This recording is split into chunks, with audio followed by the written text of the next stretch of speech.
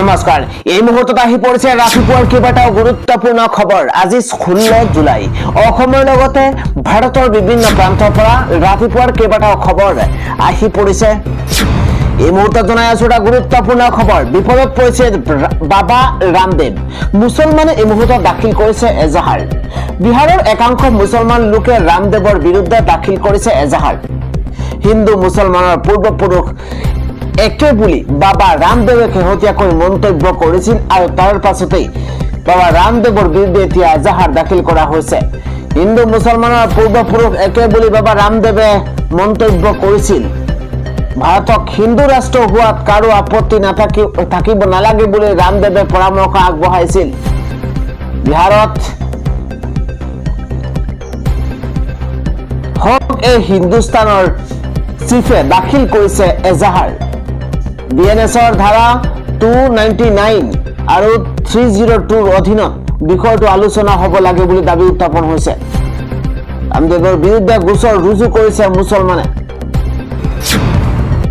খবৰটো হৈছে যোৱা বছৰ বানমুক্ত অসমৰ লক্ষ্যৰে বাজেট অনা হৈছিল। এইবাৰ জলসিঞ্চিত অসমৰ লক্ষ্যৰে বাজেটখন প্ৰস্তুত কৰা হৈছে। কৃষি আৰু জলসিঞ্চন সমন্বয়েৰে কৃষকৰ সমস্যা সমাধান কৰাৰ লক্ষ্য লোৱা হৈছে।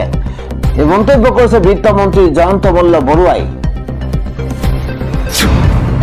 আজি মুখ্যমন্ত্ৰী হিমন্ত বিশ্ব শৰ্মাই সদনৰ মজিয়াত কয় যে আজিকালি যিমান নতুন কৰ্মচাৰী আছে তেওঁলোকে এনপিএছত থাকিব খোজে, কাৰণ অপিএছতকৈ এনপিএছে বহুত বেছি টকা দিব। এই মন্তব্য কৰিছে মুখ্যমন্ত্ৰী হিমন্ত বিশ্ব শৰ্মাই। ইফালে অখিল গগৈয়ে গাঁৱত উদ্যোগ স্থাপন কৰাৰ কথা কয়। গাঁৱত উদ্যোগ স্থাপনৰ বাবে আমি মহিলাক 10,000কৈ ধন দিছো। অখিল গগৈয়ে পেছাদাৰী অসমৰ কথা কয়। অখিল গগৈৰ পেছাদাৰী অসম মানে আন্দোলন পেছা হিচাপে লোৱা অসম নেকি? বিধানসভাত এইদৰে মন্তব্য কৰিছে বিত্তমন্ত্ৰী জয়ন্ত মল্ল বৰুৱাই। পৰৱৰ্তী খবৰটো হৈছে আমি জাতি মাটি ভেটি ৰক্ষা কৰিম আৰু আমি খিলঞ্জীয়া মানুহক মাটিৰ অধিকাৰ প্ৰদান কৰিম। আমাক ভোট দিব লাগে বুলি বিজেপিয়ে ভোট বিচাৰিছিল। অসমৰ মানুহে হিয়া উজাৰি তেওঁলোকক ভোট দিছে। এবাৰ দুবাৰ নহয়, এইবাৰ 3 নম্বৰ টাৰ্ম। এবাৰ 3 নম্বৰটো টাৰ্ম। বসুন্ধৰা আঁচনিৰ অধীনত কাক কিমান মাটি দিয়া হৈছে তাৰ শ্বেতপত্ৰ প্ৰকাশৰ দাবী থকা আৰক্ষীৰ জিম্মাত থকা প্ৰণৱ দলে অমিত নাগ আৰু বিজিত কুটুমক মুকলি কৰি দিয়াৰ দাবীৰে এইদৰে তীব্ৰ প্ৰতিবাদ সাব্যস্ত কৰা হৈছে। পৰৱৰ্তী খবৰটো হৈছে অখিল গগৈ অৰ্কিড পাৰ্কক লৈ এইদৰে বিত্তমন্ত্ৰী জয়ন্ত মল্ল বৰুৱাই মন্তব্য কৰিছে। বিত্তমন্ত্ৰীগৰাকীয়ে কৈছে যে অখিল গগৈ অৰ্কিড পাৰ্কৰ জিএছটি ঘোটালা আছে। অৰ্কিড পাৰ্কৰ জিএছটি ফাঁকি দিয়ে অখিল গগৈয়ে। সেই মানুহজনৰ ইমান ডাঙৰ কথা কোৱা নৈতিক অধিকাৰ আছে নেকি? এই মন্তব্য কৰিছে জয়ন্ত মল্ল বৰুৱাই। জনাইছো পৰৱৰ্তী খবৰ। ৰাস্তাই ঘাটে পুলিচ ফৰেষ্টক পইচা দিয়াতকৈ চৰকাৰক পইচা দি টিপি উলিয়াই লৈ ৰাস্তাৰে মুক্ত হৈ যাওক, বুকু ফিধাই যাওক। বন বিভাগৰ বিৰুদ্ধে উজনি অসমৰ প্ৰতিবাদ কৰা একাংশ সন্দৰ্ভত বিধানসভাত মন্ত্ৰী জয়ন্ত মল্ল বৰুৱাই সৰব হোৱা পৰিলক্ষিত হৈছে। আগবাঢ়িছো পৰৱৰ্তী খবৰ। মুছলমান হোৱাটো অপৰাধ নেকি? এজন মুছলমান যুৱকক নাম সুধি প্ৰাণ লোৱাৰ চেষ্টা চলোৱা হৈছে। ব্ৰেকিং নিউজ, ডাঙৰ খবৰ। মুছলমান হোৱাৰ বাবে প্ৰহাৰ কৰা হৈছে যুৱকক। এইবাৰ চুৰিৰে 15 বাৰ আঘাত মুছলমান যুৱকক। চুহেল নামৰ মুছলমান যুৱকজনক প্ৰহাৰ কৰা হৈছে। শ্বপিং মলৰ ভিতৰতে মুছলমান যুৱকক নাম সুধি আক্ৰমণ চলোৱা হৈছে। চল্ট লেক চহৰত সংঘটিত হৈছে হিংসাত্মক ঘটনা। পিটাৰ মাইকেল লাৰ্চেন নামৰ এজন খ্ৰীষ্টান ব্যক্তিয়ে কৰিছিল এই আক্ৰমণ আৰু 48 বছৰীয়া লোকজনক গ্ৰেপ্তাৰ কৰা হৈছে। এই মুহূৰ্তত মুছলমান হোৱাৰ বাবে এইদৰে যুৱকক প্ৰহাৰ কৰাৰ গুৰুতৰ অভিযোগ উত্থাপন হৈছে। আগবাঢ়িছো আন এটা খবৰ। চিণ্ডিকেট কেনেকৈ ধ্বংস কৰিব পাৰি তাৰ ফৰ্মুলা সদনত উত্থাপন কৰিছে হিমন্ত বিশ্ব শৰ্মাই। কণী, মাছ, মাংস প্ৰতিটো সমষ্টিত পৰ্যাপ্ত পৰিমাণে উৎপাদনৰ লক্ষ্য লৈছে হিমন্ত বিশ্ব শৰ্মা চৰকাৰখনে। ইফালে প্ৰয়োজনীয় শাক পাচলি প্ৰতিটো সমষ্টিত পৰ্যাপ্ত পৰিমাণে উৎপাদনৰ লক্ষ্য হাতত লৈছে এইবাৰ মুখ্যমন্ত্ৰী হিমন্ত বিশ্ব শৰ্মাই। কোনো কণী মাছ মাংস বাহিৰৰ পৰা নাহিব এই পদক্ষেপ হাতত লৈছে এটা সমষ্টিলৈ বাহিৰৰ সমষ্টিৰ পৰা এটা লিটাৰ গাখীৰ আহিব নোৱাৰিব আমুলৰ দৰে সংস্থাৰ লগত প্ৰতিযোগিতাৰ সংকল্প লৈছে চৰকাৰখনে এই প্ৰতিযোগিতাত আমুলক পৰাভূত কৰাৰ সংকল্প লোৱা হৈছে এটা ব্ৰেকিং নিউজ আমুলে প্ৰতিদিনে 80 লাখৰ পৰা 1.5 কোটি লিটাৰ গাখীৰ উৎপাদন কৰে আমি তাতকৈ বেছি গাখীৰ উৎপাদন কৰি 1 নম্বৰলৈ যাম বুলি মন্তব্য কৰিছে অসমত 50খন নিত্যানন্দ গঢ়ি তুলিম এই প্ৰতিশ্ৰুতি আগবঢ়াইছে মুখ্যমন্ত্ৰীগৰাকীয়ে প্ৰয়োজনীয় স্থানীয় লোকৰ সৈতে বুজাবুজিৰে মাটিৰ ব্যৱস্থা কৰিম এই মন্তব্য কৰা হৈছে প্ৰয়োজনত বিধায়কক পুঁজিৰ ব্যৱস্থা কৰি দিম বুলি মন্তব্য কৰিছে জনাইছো পৰৱৰ্তী খবৰ মাদ্ৰাসাত ছাত্ৰীৰ লগত এক ভয়ংকৰ কাণ্ড কৰিছে লম্পট শিক্ষক মৌলবী আমিনুল ইছলাম এক ভয়ংকৰ ঘটনা সংঘটিত হৈছে অসমৰ মাদ্ৰাসাত জঘন্য ঘটনা সংঘটিত হৈছে যৌন আতিশায্যৰ চলোৱা অভিযোগত মৌলবীৰ বিৰুদ্ধে এটা বিগ নিউজৰ মুহূৰ্তত জনাইছো মালেগড়ৰ মাদ্ৰাসাৰ কাণ্ডই পোহৰলৈ আনিছে ভয়ংকৰ তথ্য মৌলবীয়ে আৱাসিক ছাত্ৰীক দীৰ্ঘদিনে যৌন নিৰ্যাতন চলোৱাৰ অভিযোগ উত্থাপন হৈছে উত্তেজিত ৰাইজে লণ্ড ভণ্ড কৰিছে মাদ্ৰাসাখন আৰু নিশাই ঘটনাস্থলীত উপস্থিত হৈছে আৰক্ষী প্ৰশাসন আৰু প্ৰশাসনে সিল কৰিছে মাদ্ৰাসাখন প্ৰধান শিক্ষক কুমৰ ফাৰুকক গ্ৰেপ্তাৰ কৰা হৈছে মুহূৰ্তত অভিযুক্ত মৌলবী আমিনুল ইছলাম পলাতক এই মুহূৰ্তত আছে বুলি জানিব পৰা গৈছে আজি উচ্চ স্তৰৰ আৰক্ষী দলে পৰিদৰ্শন কৰে মাদ্ৰাসাখন অসমৰ মাদ্ৰাসাত এক জঘন্য কাণ্ড সংঘটিত হৈছে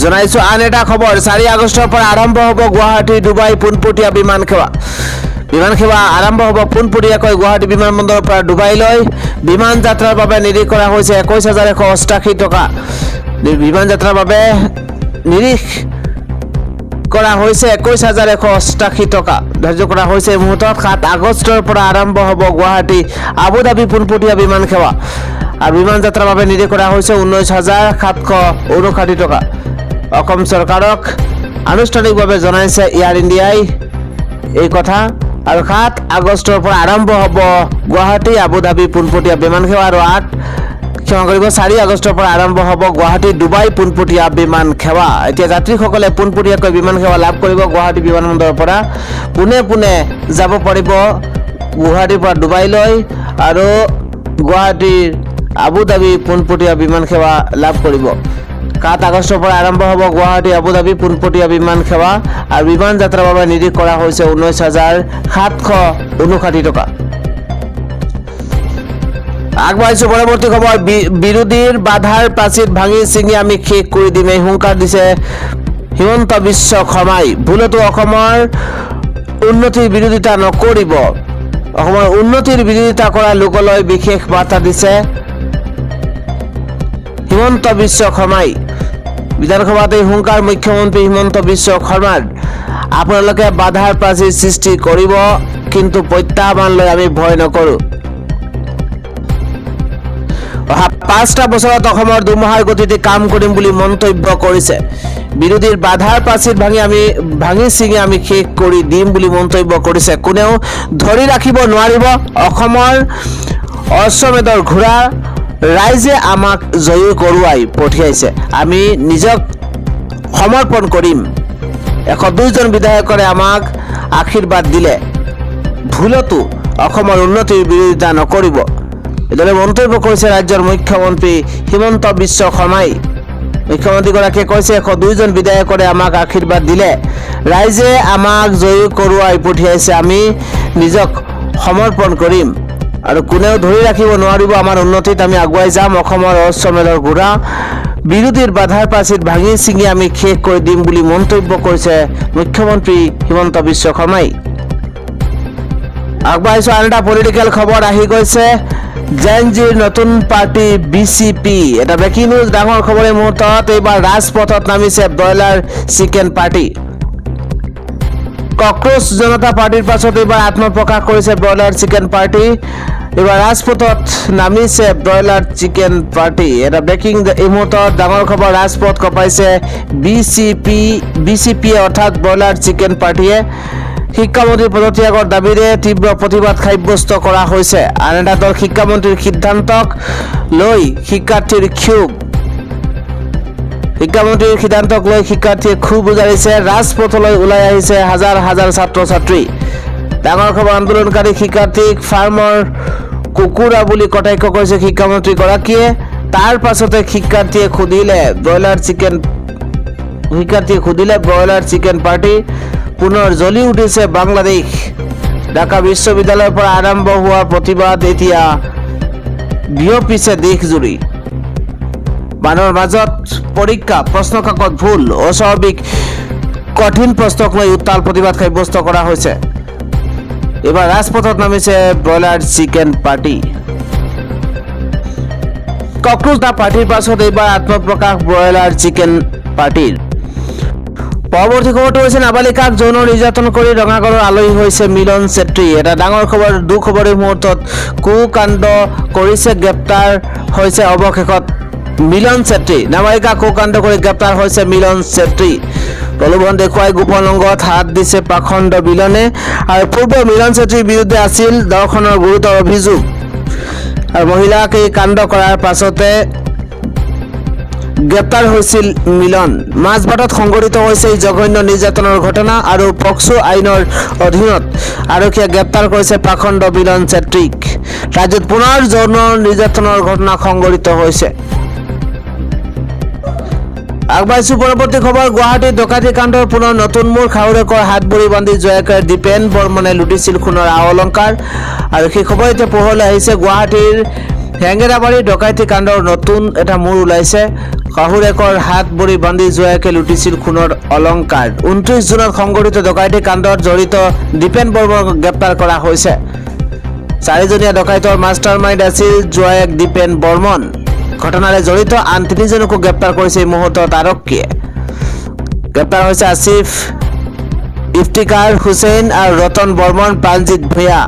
প্ৰথম অৱস্থাত সেই ডকাইতি কাণ্ডক মিস্ত্ৰী জড়িত থকাৰ সন্দেহ পোহৰলৈ আহিছে। ভুক্তভোগী গুলাবী বৰ্মনে আৰক্ষীক দিছিল বিৱৰণ। 16 দিনৰ অন্তত পোহৰলৈ আহিছে সম্পূৰ্ণ ঘটনা। গুৱাহাটী হেঙেৰাবাৰীত ডকাইতি কাণ্ডৰ নতুন মূৰ। জনাইছো পৰৱৰ্তী খবৰ, ৰাছিয়াৰ তেল ক্ৰয় কৰা শীৰ্ষ 5খন দেশৰ ওপৰত আমেৰিকাই আৰোপ কৰিব 100% শুল্ক। ভাৰত, চীন,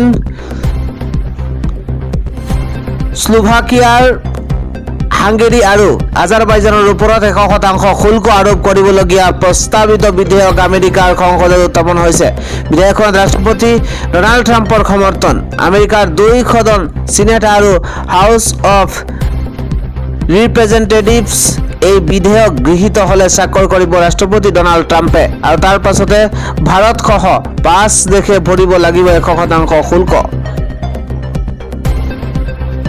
আগবাঢ়িছো পৰৱৰ্তী খবৰ, E20 পেট্ৰলক লৈ অপপ্ৰচাৰ চলোৱাৰ বাবে গ্ৰেপ্তাৰ হ'ব পাৰে জনপ্ৰিয় ইউটিউবাৰ মনীষ কাশ্যপ। মহাবিপদত পৰিছে জনপ্ৰিয় ইউটিউবাৰ মনীষ কাশ্যপ, কিয়নো যিকোনো মুহূৰ্ততে গ্ৰেপ্তাৰ হ'ব পাৰে মনীষ কাশ্যপ। E20 পেট্ৰলৰ বিৰুদ্ধে অপপ্ৰচাৰ চলোৱাৰ অভিযোগ উত্থাপন হৈছে ইউটিউবাৰ গৰাকীৰ বিৰুদ্ধে। মনীষ কাশ্যপসহ 4 কণ্টেণ্ট ক্ৰিয়েটৰৰ বিৰুদ্ধে গোচৰ ৰুজু কৰা হৈছে। মনীষ কাশ্যপ, দেশী বয়স, হৰ্ষিত ৰাঠি আৰু অংক্লেশ ইনভাৰ্টিৰ বিৰুদ্ধে গোচৰ ৰুজু কৰা হৈছে। নাগপুৰৰ বিজেপি নেতা শিশিৰ অৰুণ ত্ৰিপাঠীৰ এজাহাৰৰ ভিত্তিত গোচৰ ৰুজু কৰা হৈছে। আটাইৰে বিৰুদ্ধে ভিত্তিহীন বিভ্ৰান্তিমূলক ভিডিঅ' প্ৰচাৰৰ অভিযোগ উত্থাপন হৈছে। এইবাৰ থানাত ৰুজু কৰা হৈছে গোচৰ। ইথানল মিহলি পেট্ৰলে গাড়ীৰ ইঞ্জিন নষ্ট কৰাৰ অভিযোগ তুলিছিল 4 ইউটিউবাৰে।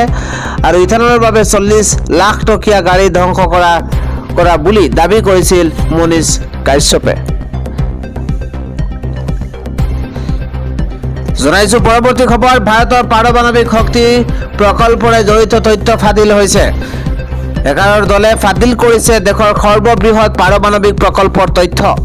প্ৰকল্পৰ বহু সংবেদনশীল তথ্য ফাদিল কৰিছে হেকাৰে আৰু 19,000 গুৰুত্বপূৰ্ণ নথিপত্ৰ তথ্য ফাদিল হৈছে। ডাঙৰ খবৰ, ৱৰ্ল্ড ফিক্স নামৰ হেকাৰৰ গোটে কৰিছে এই কাণ্ড। তামিলনাডুৰ কুডানকুলাম পাৰমাণৱিক প্ৰকল্পৰ তথ্য ফাদিল হৈছে। কুডানকুলামৰ প্ৰকল্প ভাৰতৰ আটাইতকৈ সৰ্ববৃহৎ পাৰমাণৱিক প্ৰকল্প। ভাৰত চৰকাৰক ঘটনাৰ খবৰ দিলে অনিল আম্বানীৰ ৰিলায়েন্স গ্ৰুপে। ঘটনাৰ পাছতে ভাৰতৰ পাৰমাণৱিক সুৰক্ষাৰ প্ৰতি উঠিছে প্ৰশ্ন। ডাঙৰ খবৰ এই মুহূৰ্তত জনাইছো, ভাৰতৰ শত্ৰুৰ হাতলৈ এই তথ্য আহিলেই হ'ব পাৰে ভয়ংকৰ পৰিস্থিতি। গুৰুত্বপূৰ্ণ খবৰ, ভাৰতৰ পাৰমাণৱিক শক্তি প্ৰকল্পৰে জড়িত তথ্য ফাদিল হৈছে আৰু হেকাৰৰ দলে ফাদিল কৰিছে দেশৰ সৰ্ববৃহৎ পাৰমাণৱিক প্ৰকল্পৰ তথ্য। জনাইছো পৰৱৰ্তী খবৰ, উপ নিৰ্বাচন আমাৰ বাবে সহজ নহয়, কিন্তু আমি প্ৰতিদ্বন্দ্বিতা কৰিম। পলিটিকেল খবৰ, এই উপ নিৰ্বাচন কঠিন। ৰাইজলৈ অনুৰোধ, দিলীপ শইকীয়া। ৰাইজলৈ অনুৰোধ জনাইছে এইদৰে দিলীপ শইকীয়া। ৰাইজ যাতে উন্নয়নৰ পক্ষত থাকে, ৰাইজৰ সহযোগিতা আশা কৰিছো।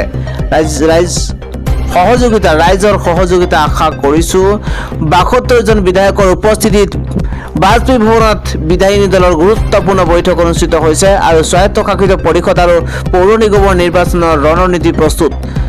আমাৰ সংগঠনত বিধায়কো কাৰ্যকৰ্তা, মুখ্যমন্ত্ৰীগৰাকীও কাৰ্যকৰ্তা। উপ নিৰ্বাচন আমাৰ বাবে সহজ নহয়, কিন্তু আমি প্ৰতিদ্বন্দ্বিতা কৰিম।